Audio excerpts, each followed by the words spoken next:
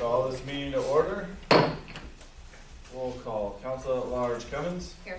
At Large Postian. Here. Council Ward number 1 Hembry. Here. Ward number 2 Anderson. Here. And Ward number 3 McNeil. Here.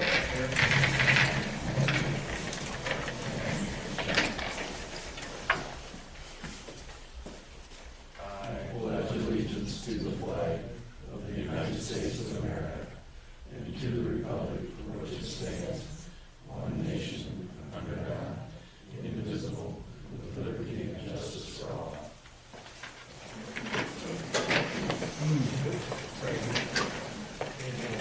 Oh, I got plenty of elbow room. To the agenda. There are no additions. Is there a motion for approval? Motion. McNeil with the first. Second. And Cummins with the second. Anderson, Here. Postian, Yes. Henry, Yes. McNeil, Yes. Cummins. Yes. All right, so we'll move on to the communications, and we do have a couple scheduled for the evening. The first is the Vets Grant Program, which is a maintenance of stonework for the Tipton Masonic Cemetery. If you wouldn't mind making your way to the podium. They've elected me to speak since I don't have any shyness issues, so. Here tonight, I suggested in talking with Steve Nash, we've been working with him pretty much on what we've done up to this point, and he suggested that we come in and make sure the council knows what some of the groups have been doing out at the Masonic Cemetery, and see if you had any questions about that. I've got Daisy Wingard's here from, there's really 3 groups that are a part of all of this. So Daisy Wingard, Mike Boyle are here, they're a member of 2 of the groups, and Steve Agne's back there with the Board of Supervisors, who's the originator of the Vets Grants. So what we've got, right now we got 3 groups that are working on on cemeteries in general. 2 groups are focused on veterans graves.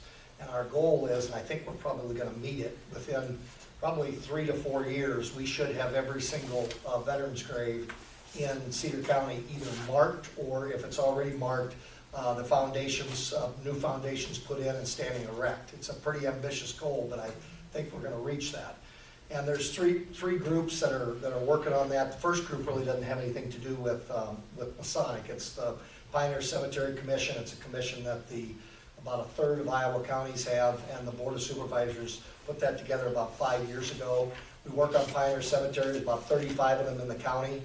Masonic is not one by definition. It's 12 graves in the last, or 12 burials in the last 50 years. So Masonic is not a part of that, although that group is the one that makes the recommendations for the veterans graves.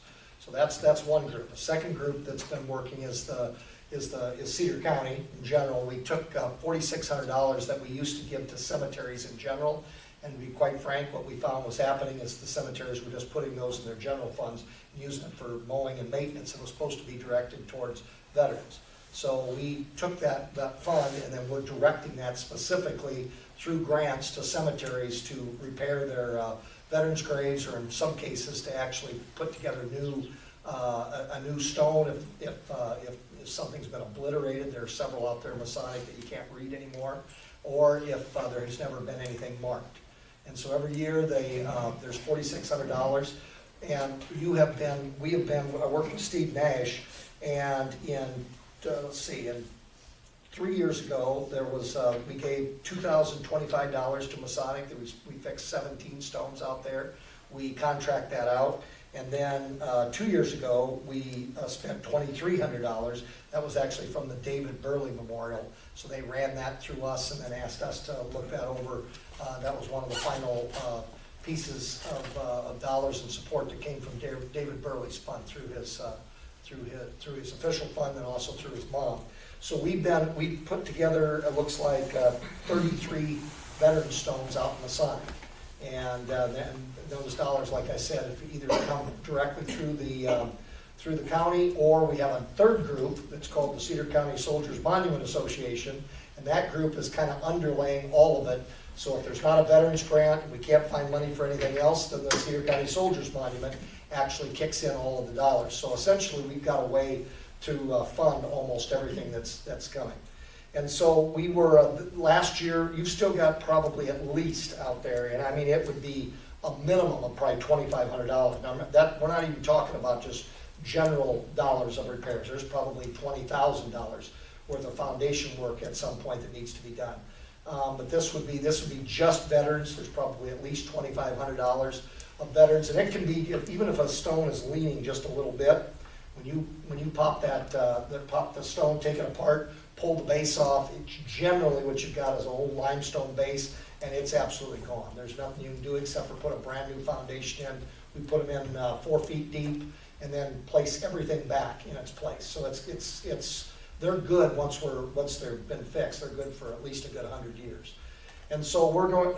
Last year, the grant was put in for $2,100. We don't usually fund everything all at once. We've been working with quite a few cities, Clarence, Loudon, Mechanicsville, and then a whole lot of smaller cemeteries. They're not pioneer, but they're very active, like Rochester, for example, Downey, places like that.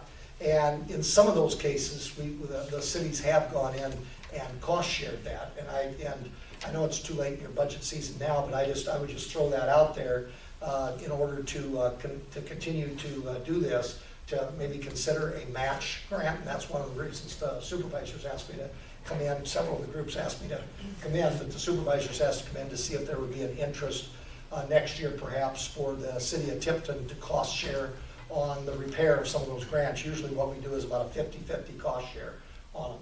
So this year we've got $1,250 slated out of the $2,100. But like I said, there's probably at least another 3 or 4.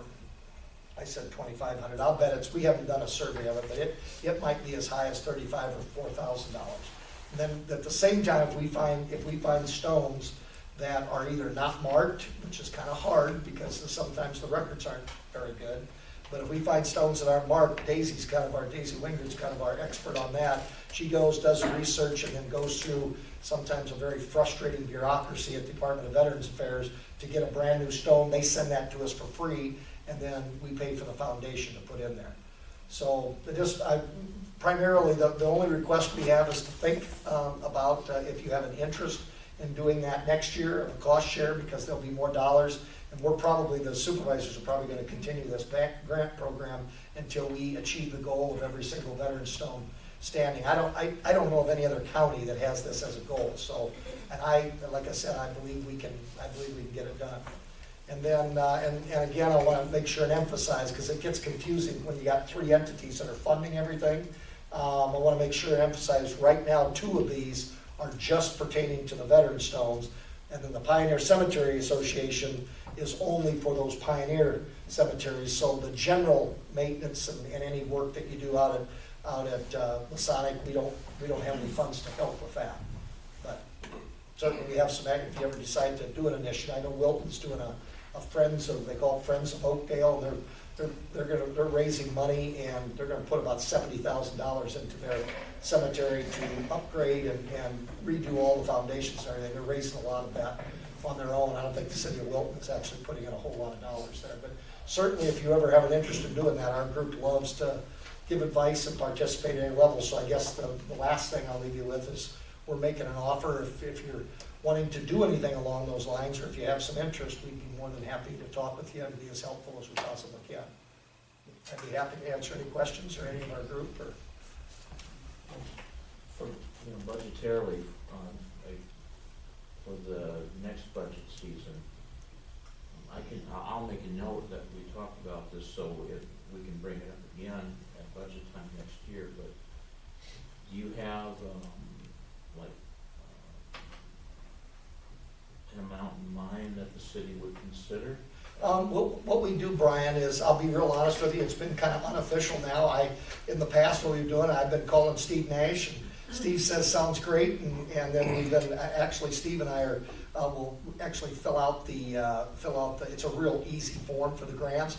So what we could do is we could go out there and take a look at the whole cemetery, everything you've got out there. Yeah, we've been kind of picking out the obvious low-hanging fruit, if you will. And once we knew the total amount of veterans graves that you have, it's real easy. The contractor we're using is absolutely is wonderful. He's good, he's reasonable, he's careful, he doesn't tear up the cemetery. His name is Eric Storjahan. And we could get the full price. I know that's what we did with Mechanicsville. Mechanicsville actually spread it out over 2 or 3 years. The county put in some and they put in some. So maybe when we get towards fall or something, Brian, maybe we'll get you some paperwork and see what that is. And we're real, I mean, the supervisors, if we know we've got like Loudon next year, we know they want to start, we know they want to start working on theirs. And so we'll save back and kind of think, okay, we got Stanwood done, now we'll look at Loudon for the next couple of years. So we'll work with you anyway to make it convenient with your budget process and such. And we just wanted to mostly, sometimes we do all this and we just don't ever take the time to inform everybody what we're doing out there. But it's definitely those 33 stones that we've got. And how many new ones did we put out there, Daisy? Was there 2 out there? The veterans? Yeah, veterans. We've got 3 or 4 new ones. 3 or 4 new ones, and one of them was not marked since the 1870s. So, and the other thing we do is we also work with the veterans groups to make sure the flag holders, because occasionally those flag holders get moved through the years, so they're not even near a veteran. Sometimes there's flag holders where there's no veterans, so we're trying to straighten all of that out too, and in one fell swoop. So it's peaceful out there. Nobody talked back to me, so I enjoy going out there.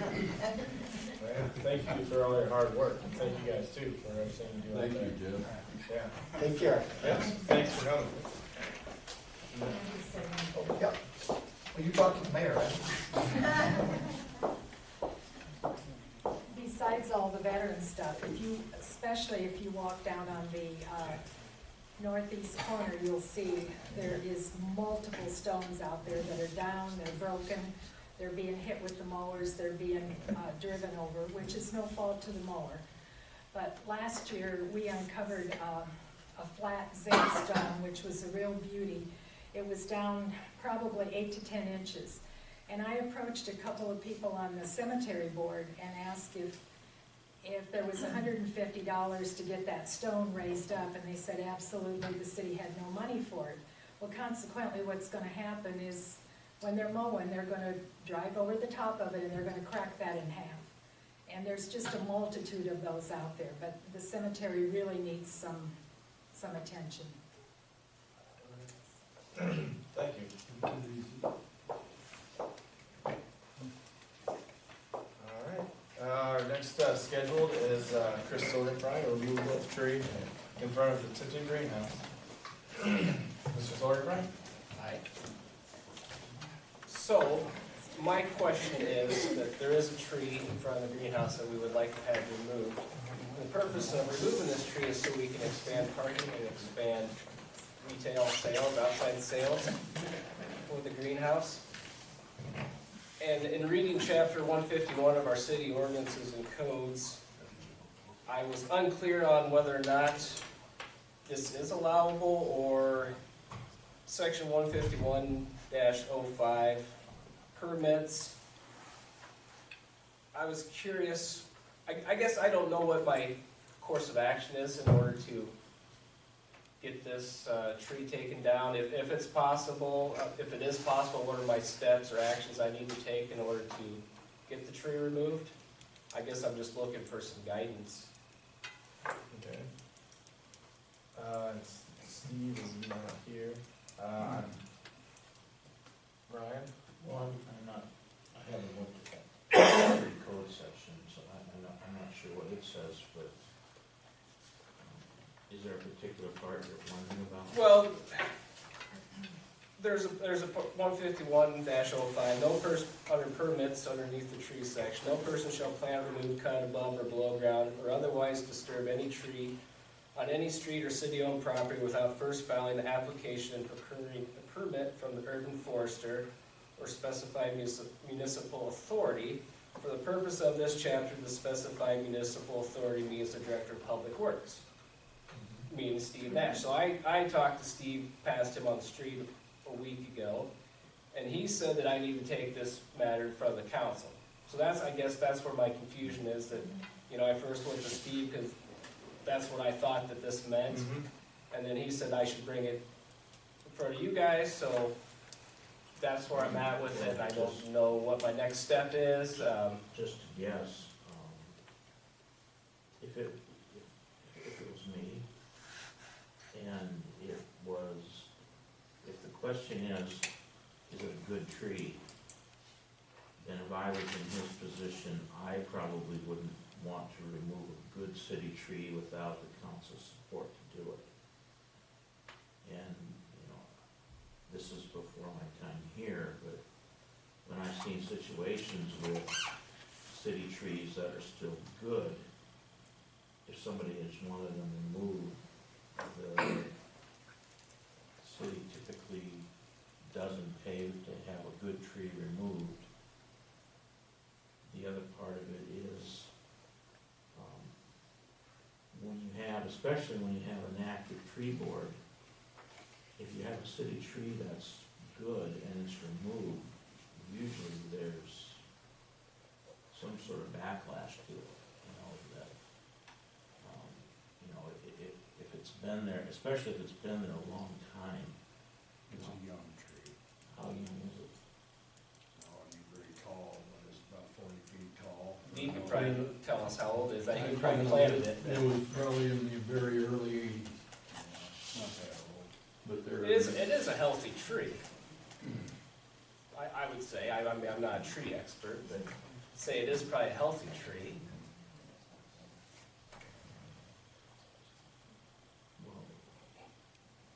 No, I mean, is it definitely a city tree? Yes. Yes, it is on city property, and it was at a permit, Okay. and that, the tree in question is, cross between a swamp white oak and a bur oak, which is the Iowa state tree. And it's in very good health, it's a very nice specimen, and there are not many of those specimens on this, city property around town. What about expanding to the south? When there's another tree to the south too, that, That's just a maple tree. No, it's a yellow buckeye. No, it's not. It ain't on the other side? On the south side, here's it's the a issue yellow we have. buckeye. We need more parking, we need more outside sales, but there are two trees planted in the right of way in front of my business that I didn't place there, previous ownership placed there. I just wanna know what my course of action would be to get these removed, if I need to fill out a permit and then bring it back to Steve, and then he presents it, and we present that to the council for a vote. What are my courses of action here, I guess, is what I'm looking for. Well, my guess is that, if there's not an active tree board to make a recommendation, I take it there's not. I think I thought Steve was the. Yes. Well, there, according to the There is a chapter on tree trees, we board. do have a tree Who's on the board. tree Yes. board? I don't know off the top of my head, but it's not very active. It's never met in the 4 years I've been here. There's two of them on it now. I know Ron, Used to be on it. But it's not Oh, there's active. oh, it's not active? They've never met in the 4 Well, years. there might be a council committee that is involved with trees, but as far as the tree board, Oh, two separate things. yeah, but I imagine it would, in this case, it would come back, you know, you would do similar to what you're saying, you would apply to the council to have it removed, and then it would become a council vote, would Mhm. be my guess. So would this count as me applying to the council to put it towards a vote, or this would be, I'd have to bring this up at a separate council meeting? I would think it'd have to go before the tree board first, and it would initiate a meeting of the board.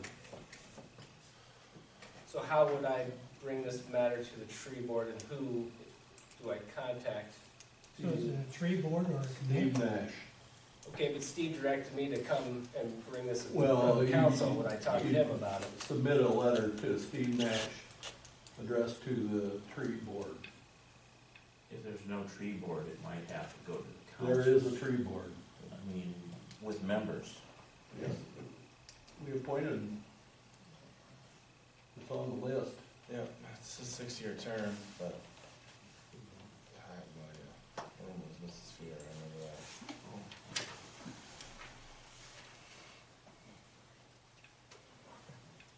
That's how we've handled it in the past, that it come before the tree board. So you're thinking, Dean, I send a letter to Steve Yes.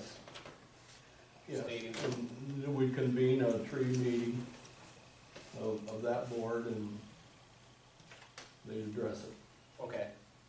And then we'd have some direction from there as whether or not, They would submit that. Tree to the board coun- would their maybe have the power to recommendations to move. the council. okay. And then the council would have the final. That's right. That's the way it's been done in the past. Okay. In the past, had it been, if it was a good tree, if it was removed, was it at the city's expense, or was it at the expense of the person who wanted it removed? Well, I think in my experience, they haven't issued the removal of, or allowed the removal of trees that are in good health.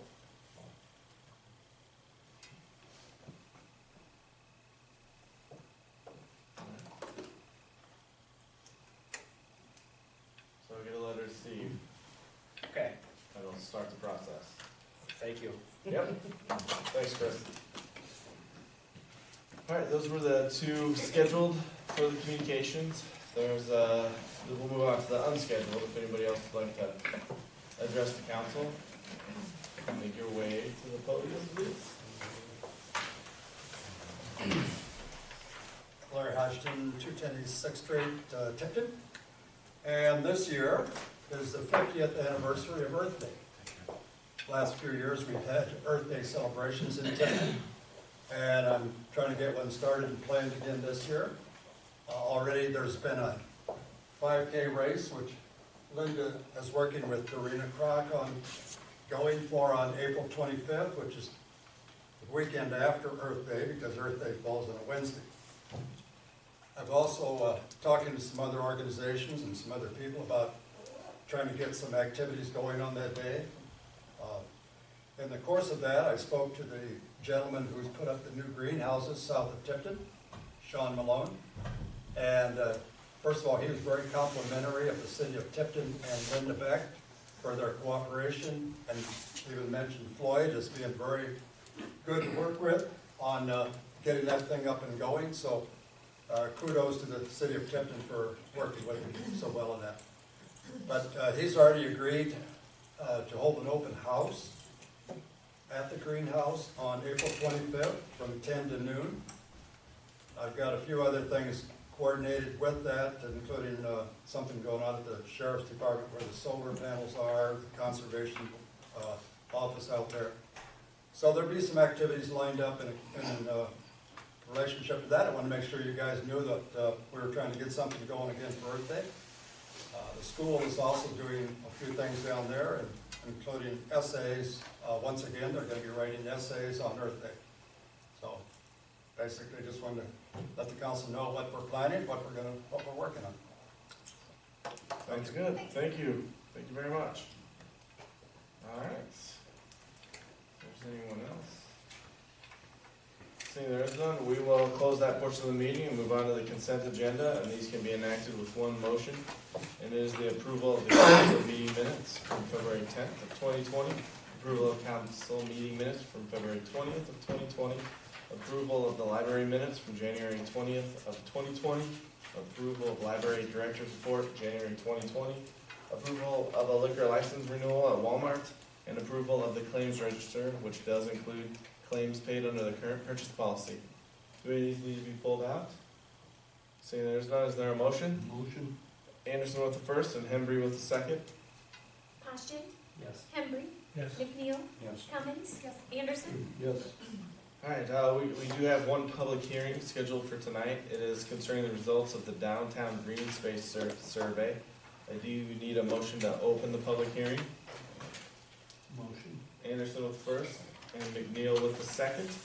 Hembry, McNeil, Yes. Cummins, Anderson, Yes. Poston. Yes.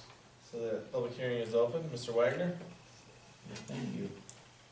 This isn't the type of public hearing that's really required by anything, but it's something that I wanted to schedule in case of input. And so I do have some things that I can summarize as far as input I've received so far. But since it is described as a public hearing, I'm wondering if anybody came here to speak under it before I get into the results that I'm seeing. I just have one comment. And it's called the green space, so I'd like to see us maintain as much green space as possible in that area. Not put something in there that doesn't really make a lot of sense, and make it an attractive green space for the city of Tipton. Sounds good. Going back to when I first talked about the idea of doing the hearing tonight, I wrote to the council for the meeting on December 2nd. I put in a synopsis, and just to kind of go back into the basis of why I was looking at doing this and asking about it. I wrote that there's been an on-again, off-again desire to find a better use for the downtown green space. And I wrote that I'm bringing up the topic because soon now into 2020, we're getting into the grant season for a number of grants. And if there might be any that we're eligible for that site, we would need to have an idea of the type of project or projects we want to apply for. And then for this write-up for tonight, the one I mentioned that is a likely near-term opportunity would be for Wellmark has a grant program. In this case, it would be their small grant, which isn't really small. It's a 50-50 match, with their match being up to $25,000. And their deadline to apply is June 5th. So that's just one example of something that could be considered. And then I mentioned in that write-up from December that hopefully the green space wouldn't be seen as a single isolated event, but rather an overall downtown strategy as part of that overall strategy. And then I mentioned some of the things that could be included as other components.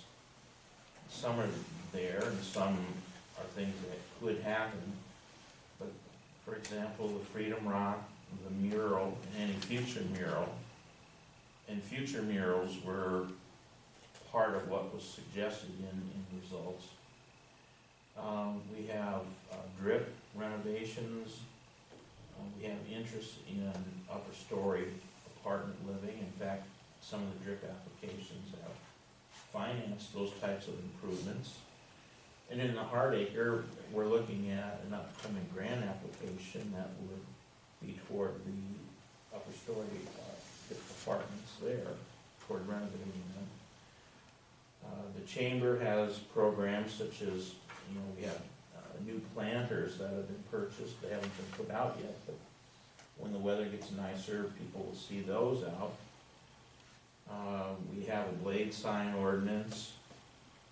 One of the things that's being looked at as far as a new application under Great Places, that's a county application, and we're trying to get by with a smaller application with a number of things in the different cities within the county. So one of the components we talked about in that case was the restoration of the marquee as one of those things that would be attractive, and it would be indicative of a lively downtown to see that working. May I ask, what did you say? For which? The restoration of what? The marquee Marquee. of the Hardacre. Linda has budgeted funding for a downtown speaker system, and she's applied for a Cedar County Foundation grant to see if they might help toward that. And we've talked about different types of lighting to make the town more attractive to downtown nighttime activity. And so then along with all those things, we have the green space, and is there any interest in trying to develop that?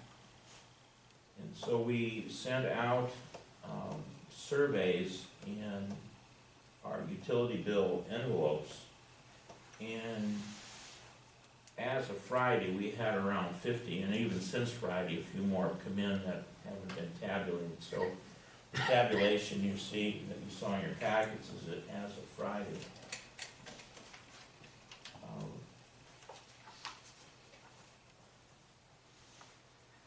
At the council's downtown, or at your goal setting session, the elected people decided to see the green space lot as part of, or as one component in an overall downtown development strategy. And hopefully, as time goes by, an overall downtown development strategy will be seen as one component of an overall city development strategy. And I guess I want to just take a minute to talk about why, at least considering the development of the green space is important. There were a number of comments we got that I sensed that there was even a bit of unhappiness that we even asked the question about what could be done with the site. And there were a number of comments, and I have a file, I don't have it here with me tonight, but it's public record if anybody wants to look through it. There were a number of comments about, don't spend money on the downtown green space, why do that, spend it somewhere else. Well, again, we're looking at grant funding for part of it, as much as we can, but I just want to mention that if you look at the assessed value per square foot of downtown properties, it is some of the most highly taxable, highly rated taxable value in a city. And in the write-up I gave for tonight, I brought back a July 2017 table that I did just before the TEDCO annual meeting of that time. And it shows quite a bit of difference between the square foot assessed value of downtown property compared to other types of property within the city. Just as an example, just to compare Walmart and Tyson's, at that time, the assessed square foot value of the entire Walmart property was $4.76 per square foot. Tyson's at that time was $8.17 per square foot. That suggests to me the importance of trying to invest in a downtown strategy.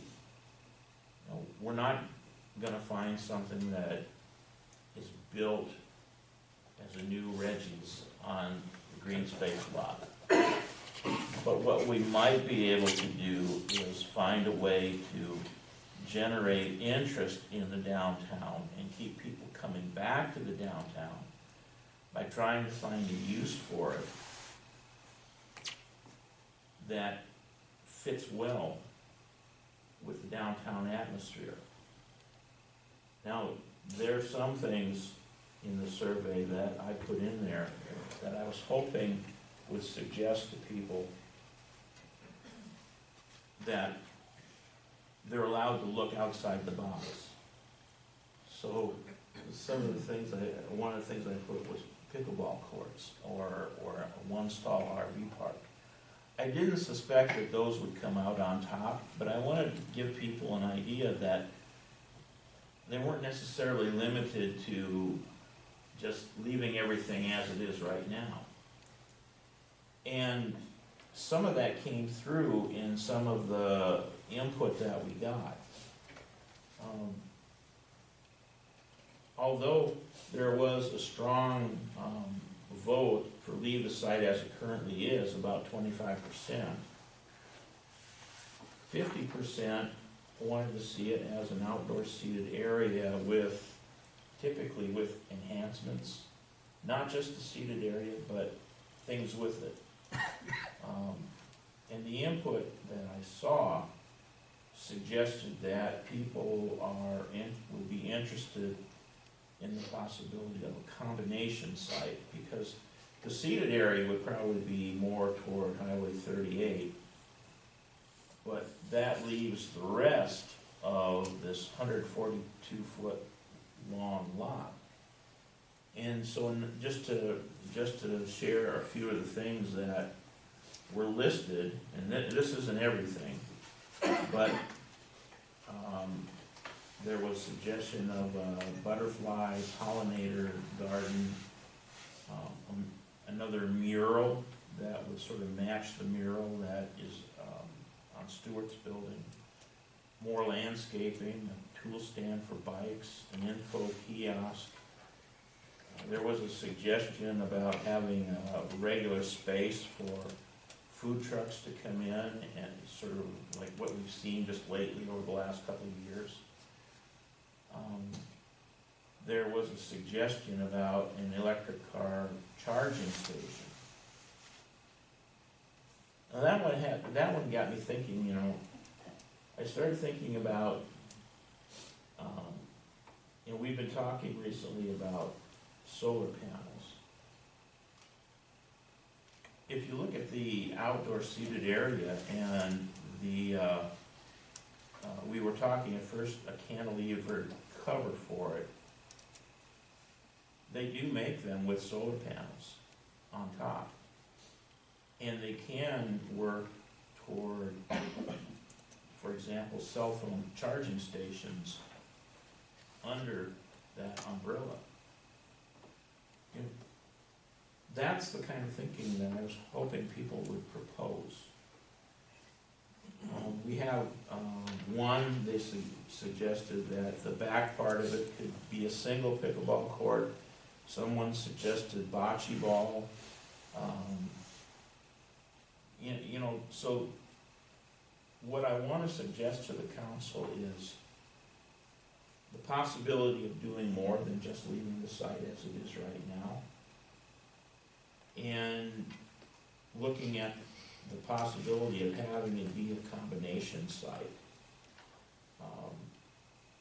You know, I guess another one that came up on the list that was kind of interesting was, you know, it's a narrow lot, it's only 25 feet wide, but the idea of raised community garden beds, for example, might be possible. But the thing that I would like to do is sort of what Larry submitted. He had a drawing of how the site would lay out.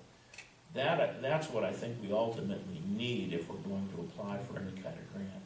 We need to show the people making the grant how the site would lay out, how things would fit within its dimensions, hopefully as much to scale as possible. So I guess what I would like to suggest is that between maybe some of the membership of the chamber, some representation from the Development Commission, and then maybe some of the people who gave us ideas in the surveys they filled out, maybe they would like to participate in what could be done with that site. So this is the public hearing part. Later we have an item where the council can make a motion on what you'd like to see done. But my thought would be, if you're interested in doing this, and if you want to follow the responses we got to the survey, we might look in terms of trying to develop a site plan in time to make an application for that Walmart grant in early June. And and again, there's more than one idea, there's more than one combination. It would be nice to do something that's green, not only green in color, but green because of energy, and something that might have, there were some that suggested as a combination between a seated area and the sculptures. There was one that had a picture of a statue there were a statue of kids in a circle holding hands as if kids were spinning. And then they had a gap where a young kid could fill in the gap. So there are a lot of interesting ideas out there, and maybe if we could tap into some of the people who submitted input, we could come up with something that would be a good combination for that site. So anyway, that's all I have for tonight. We got a lot more input than I could really explain at one meeting. So again, if anybody wants to review the file, we certainly can. All right. Any other comments during the public hearing? Seeing there are none, we will close the public hearing portion with a motion. Posture with the first, Second. and Cummins with the second. McNeil? Yes. Cummins? Yes. Anderson? Yes. Poschin? Yes. Henry? Okay, so moving on, we have no old business to take care of, but we do have new business, which will be discussion and possible action concerning the review of the downtown green space survey. Downspace. Does anybody have any guidance for Brian?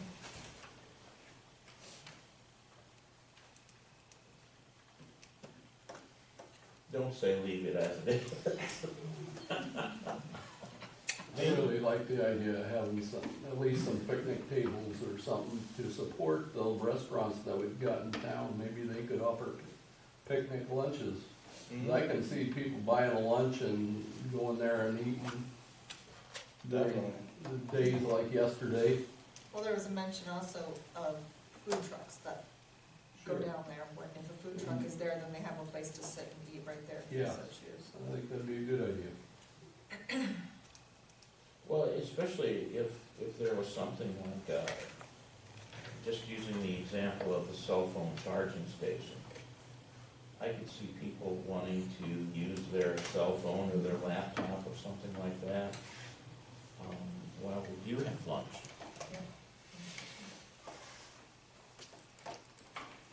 I also like the idea of maybe putting an evergreen tree in there for our Christmas tree, so we don't have to cut one and put one. You could put those figures dancing around that tree or something. Mhm.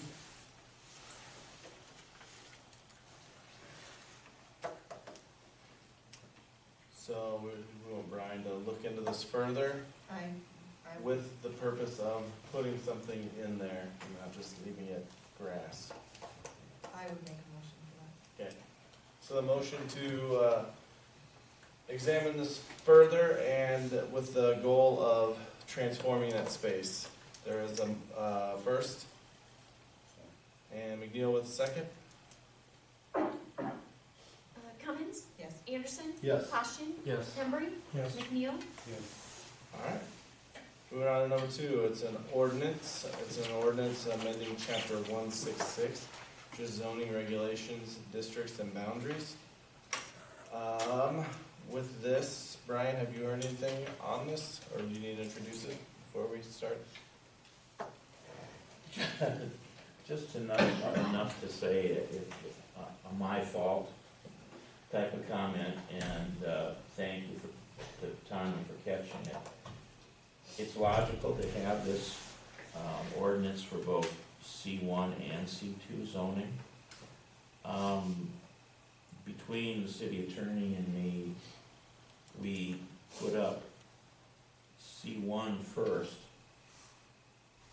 We should have put up C2 first, because C2 is where the proposed project that came to us that caused this to happen, that's the zone it's in. So it is the exact same ordinance, except it's for C2 zoning rather than C1. So now this type of purpose would be eligible in both. It would give the option of doing condos or multifamily housing, but only upon the approval of the zoning board of adjustment and submitting a proper application for a special use permit. Since there was not a problem identified during 3 readings of the version of this for C1, I would suggest that the council consider waiving readings and passing all 3 tonight if that would work for you. All right, any questions for Brian on this? Is there a motion to suspend the rules? Would be for Oh, wait, first sorry, yeah. reading. Just need, is there a motion for the first reading? Motion. McNeil with the first and Henry with the second. Yep. Okay, Anderson, Yes. Poshton, Yes. Hembry, Yes. McNeil, Yes. Cummins. All right, and is there a motion to suspend the rules of the second and third readings? McNeil with first and Anderson with the second. Yep. Anderson, Yes. Poshton, Yes. Hembry, Yes. McNeil, Yes. Cummins.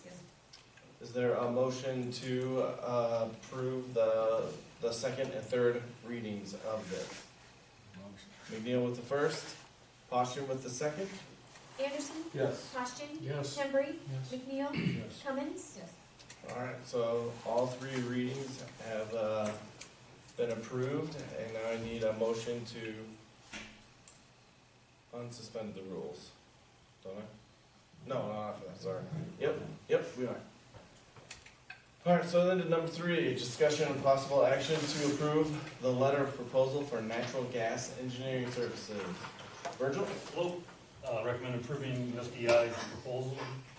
This will help us identify any pressure that we might know in the system, and also help us estimate accurately the capacity available in a certain part of the system for any potential customers.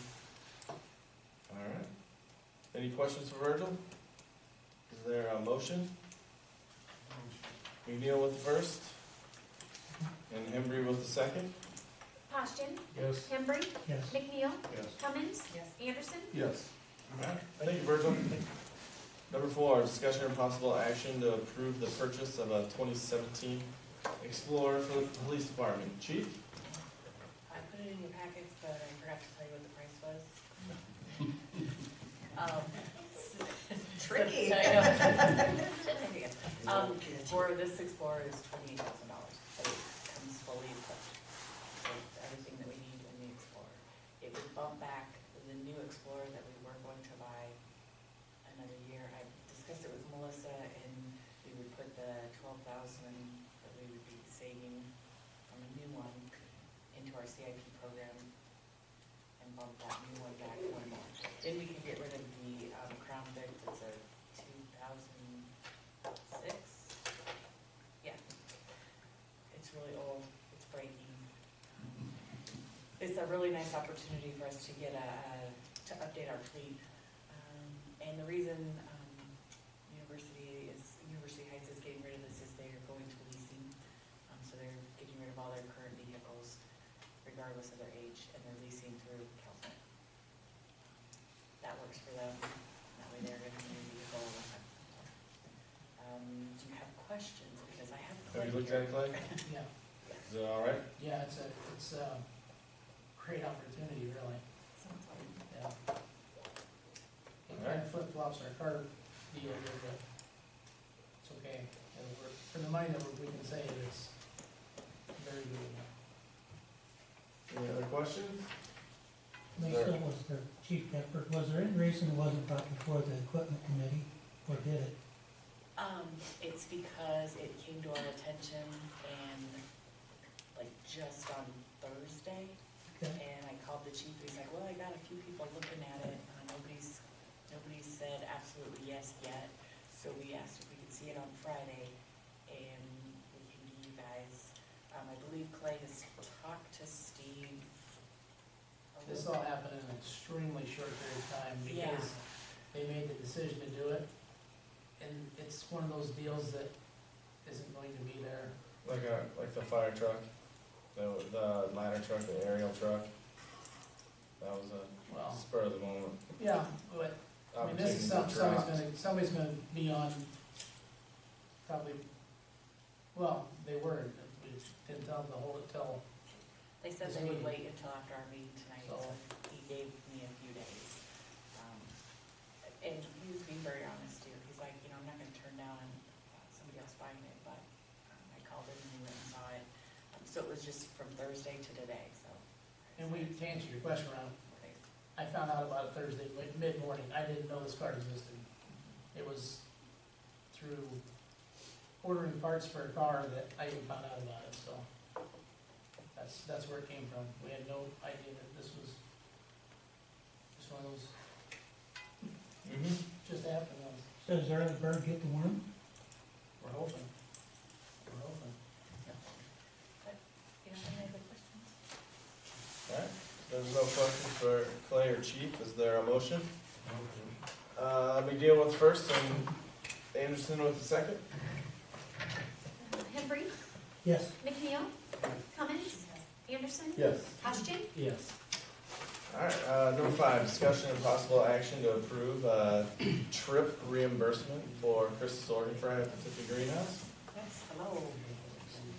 So this went before the commission last Thursday, and I went down, and you have photos attached to my agenda item. So Chris, at the greenhouse, he has new heaters and fans now. And so the commission did approve his request of reimbursement of $6,834.48. Alright, if there's no questions for Linda, is there a motion? Anderson with the first. Yep. Cummins with the second. McNeil, Yeah. Cummins, Anderson, Yes. Ashton, Yes. Henry, Yes. Alright, number 6, trip reimbursement for Carrie Smith from the fabric stasher. She did a really good job. It's fabulous. With that adjacent building, opening it up, and there already was a door there, so it wasn't a problem about opening up a fire door. But she did a fabulous job, and a real nice asset to the downtown. And her reimbursement was looked at too by the commission, and it was $7,500. It was almost $18,000 that she put into the building to get it up to where it's at now. She's got a very big business. Alright, if there's no questions for Linda, is there a motion? Yep. Cummins with the first. And Hembry with the second. Cummins, Yes. Anderson, Yes. Ashton, Yes. Henry, Yes. McNeil, Thank you. Alright. Great. Thank I you, have more Linda. coming too. Good. To number 7, which is discussion and possible action to approve a garbage exemption at 55 Plum Street, apartment number 5. This does meet the exemption requirements. So if there's a motion one way or the other. Motion to approve this exemption, McNeil with the first, and Cummins with the second. Anderson, Yes. Ashton, Yes. Henry, Yes. McNeil, Yes. Cummins, Yes.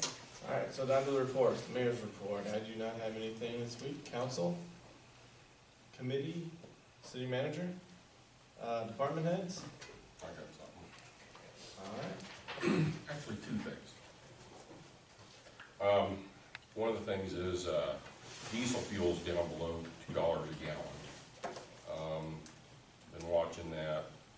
I'd like to have permission to buy it if it does go down more, in the next week.